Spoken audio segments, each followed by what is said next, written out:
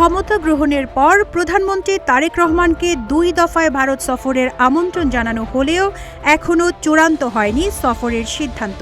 এর মধ্যে গত ৫ আগস্ট ভারতের মাটিতে ক্ষমতাচ্যুত প্রধানমন্ত্রী শেখ হাসিনার সংবাদ সম্মেলনকে ঘিরে নতুন করে জটিলতা তৈরি হয়েছে বলে জানিয়েছে বাংলাদেশ। তাই সফরের আগে একটি অনুকূল পরিবেশ তৈরির উপর জোর দিচ্ছে ঢাকা।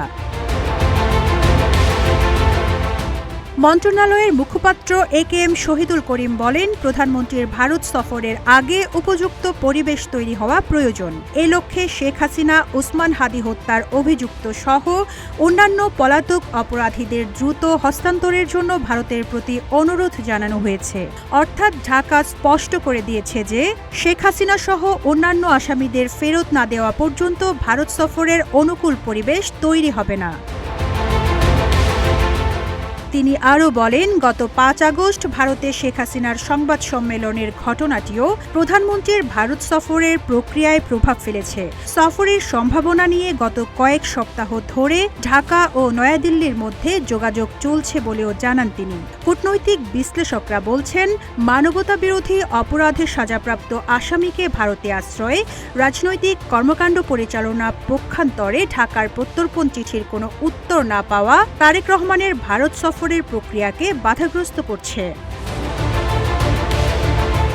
প্রধানমন্ত্রী তারেক রহমান যদি কোনো শর্ত ছাড়া ভারত সফর করেন, তবে জুলাই গণঅভ্যুত্থানের পর যে বিপুল সমর্থন পেয়েছেন, তেমনভাবেই সরকারের উপর জনগণের আস্থা তলানিতে ঠেকবে।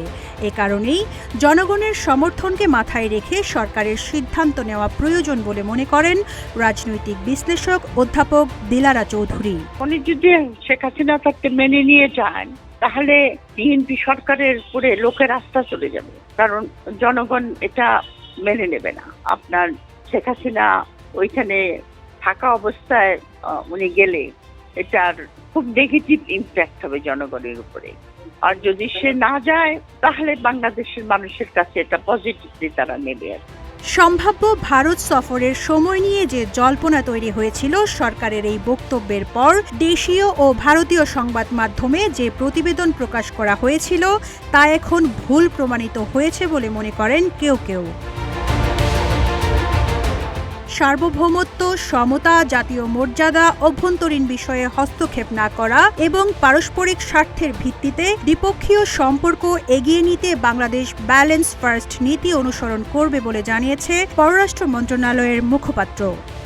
News desk, Ittefaq.